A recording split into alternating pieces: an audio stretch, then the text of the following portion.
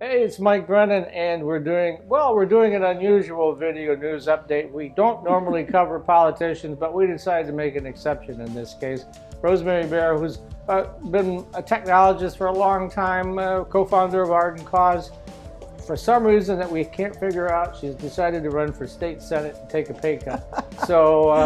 But you're going to be running in the 12th district, and I've told you before we started, I wasn't even sure where that was, so probably a lot of other people don't know either. Roughly the 12th district is about the middle northeast side of Oakland County. So it starts at about Birmingham, Beverly Hills, Franklin, and Bingham Farms, and it goes north through Pontiac and then Clarkston, Orion, Oxford, Addison Township, Oakland Township, Auburn Hills, a whole bunch of towns up that way.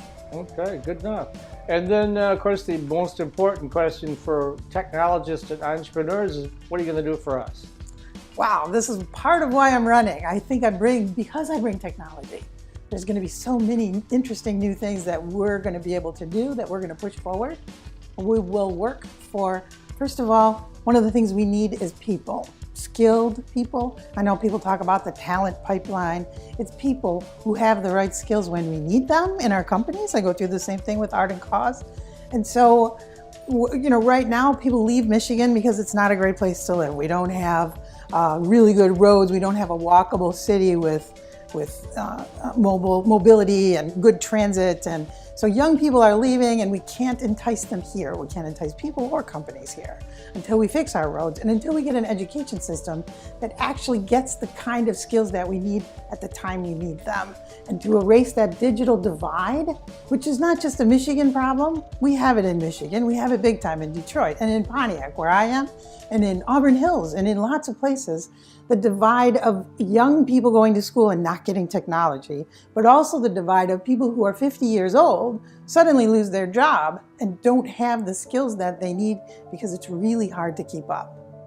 And if you're 50 years old, if you're 40 years old and you didn't study technology, you are so far behind right now, you're stuck. And so we're going to work on ways to help not just our kids and get our schools up to really be one of the top set of schools in the country, but also provide education opportunities for adults as well to move into our business. Then we're talking, now we got skills, and now we can keep our entrepreneurs fed, our startup companies going.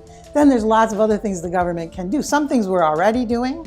We'll continue to work on funding programs like the mobility programs, the $8 million opportunity right now for mobility grants, for supporting M-Planet, Accelerate Michigan, D-New Tech, all the startups and accelerators, because we know that the real growth in the economy across this whole country is really in small business and startups. And when you talk technology, we have the advantage.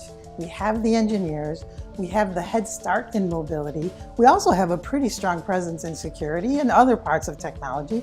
We can take the lead. We just need to get the people to really get that engine going. That's what I'm going to do when I get to Lansing.